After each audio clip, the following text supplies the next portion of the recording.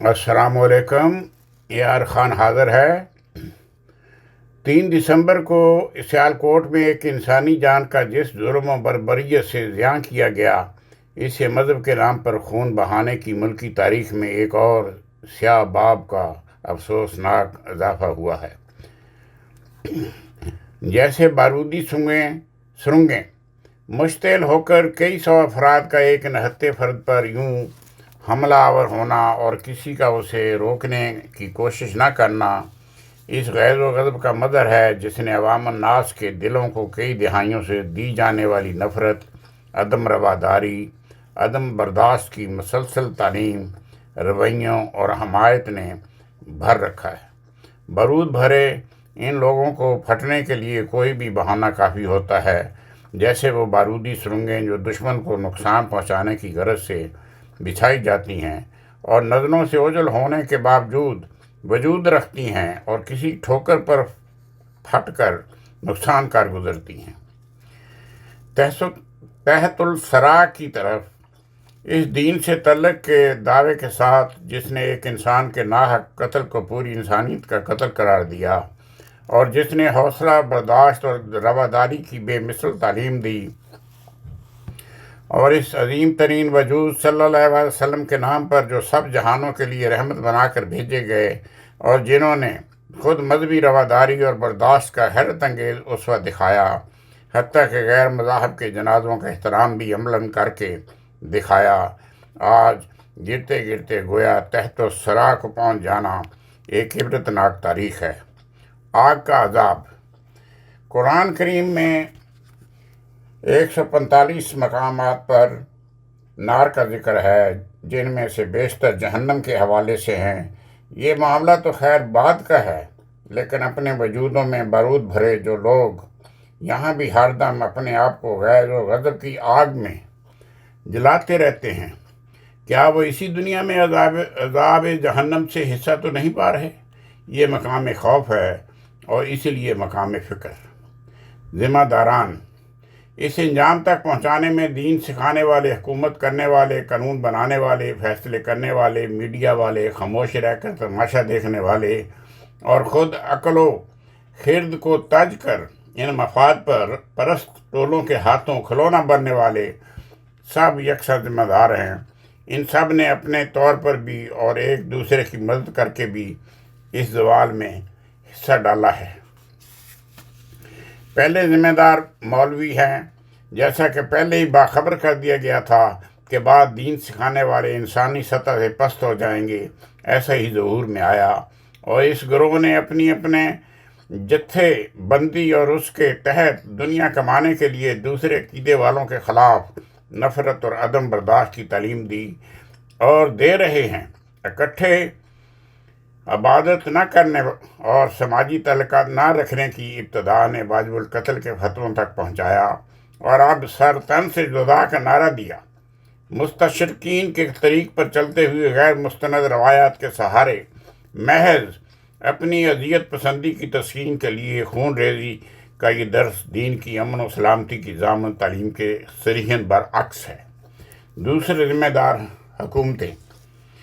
وہ سب حکومتیں جن کا حصول اقتدار یا اس کے جاری رکھنے کے لیے مذہب کا استعمال وتیرہ رہا ہے، وہ جنہوں نے اس غرض سے مقننہ کو استعمال کر کے آئین میں دوسری ترمیم کی، اور وہ جنہوں نے اس کے تابع بعد میں مزید ایسے قوانین بنائے جنہوں نے نفرت انگیزی اور تعصب کے دن کے ان شعلوں کو اور بھی ہوا دی، جنہوں نے اسی غرض سے مذہب کو سیاسی مقاصد کے لیے استعمال کیا اور کرنے والے علماء کی سرپرستی کی،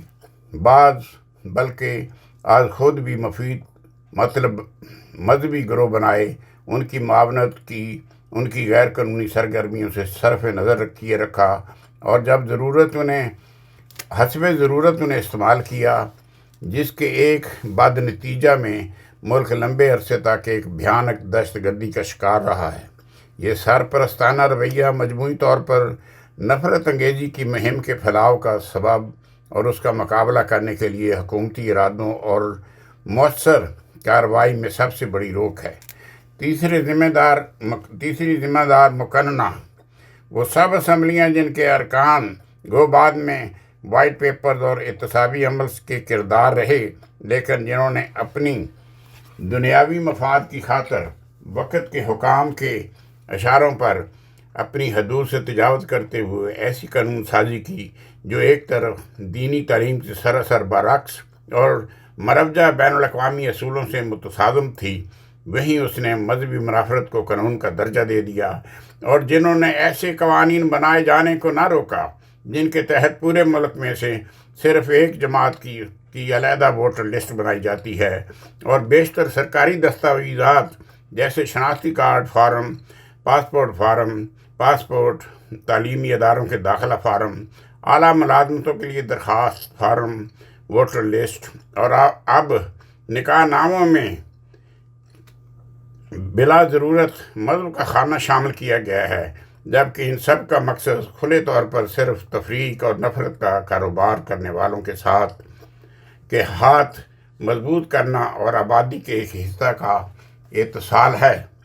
وہ سب جو انصاف کی کرسی پر بیٹھے تھے، لیکن جنہوں نے انصاف اور قانون کی دھجیاں بکھیرتے ہوئے ان تفریحی قوانین کو نہ صرف جائز رکھا بلکہ حسب استطاعت ان میں ویسی ہی آزادیاں بھی تجویز کیں۔ پھر وہ جنہوں نے نفرت انگیز جرائم کرنے والوں کی نہ صرف گرفت نہیں کی بلکہ انہیں آزاد بھی کیا، اور وہ بھی جنہوں نے ناکردہ جرائم کی پاداش میں گرفتاروں کی داد رسی نہ کی اور بسا کا ضمانت تک نہ لی، اور وہ بھی جنہوں نے ان قوانین کے بے جا استعمال سے کی جانے والی حق تلفیوں کو روا رکھا یا ایسے مقدمات کی ارادتاً شنوائی نہ کی، اور یوں ان سب نفرت کا پرچار کرنے والے قانون شکنوں کی حوصلہ افزائی کی۔ کیا تعجب ہے کہ پاکستان کی عدلیہ دنیا بھر کے عدالتی نظاموں میں درجہ آخر پر شمار ہوتی ہے۔ 5ویں ذمہ دار میڈیا ہے۔ چند مستثنیات کو چھوڑ کر وہ سب پرنٹ اور الیکٹرانک میڈیا جس نے نفرت انگیزی کی مہم میں جھوٹ بول کر یا معمولی واقعات کو بڑھا چڑھا کر غلط رنگ دیا، اور دوسری طرف اس مہم کے شکار چھوٹی جماعتوں کے خلاف ظلم و زیادتی کے واقعات سے عمدن آنکھیں بند کیے رکھیں اور ان خبروں کا مکمل بائیکاٹ کیا، حتیٰ کہ ان کی جاری کردہ پریس ریلیز کو بھی شائع نہ کیا، اور یوں عملاً اس مہم کے مؤید و مددگار بنے رہے۔ نیز وہ سب میڈیا جس نے اس نفرت انگیزی کے مہم کے توڑ کے لیے اپنے پیشہ ورانہ فرض کی ادائیگی میں عوام کو باہم محبت اور بھائی چارہ کا درس نہ دیا اور تنگ نظری سے عقیدہ کی بنیاد پر تفریق کرنے اور نفرت پھیلانے کی مذمت نہ کی۔ چھٹے ذمہ دار خاموش تماشائی۔ ملک کے شرفاء کی وہ بھاری اکثریت جس نے بزدلی سے منافقت کی راہ اپنائے رکھی،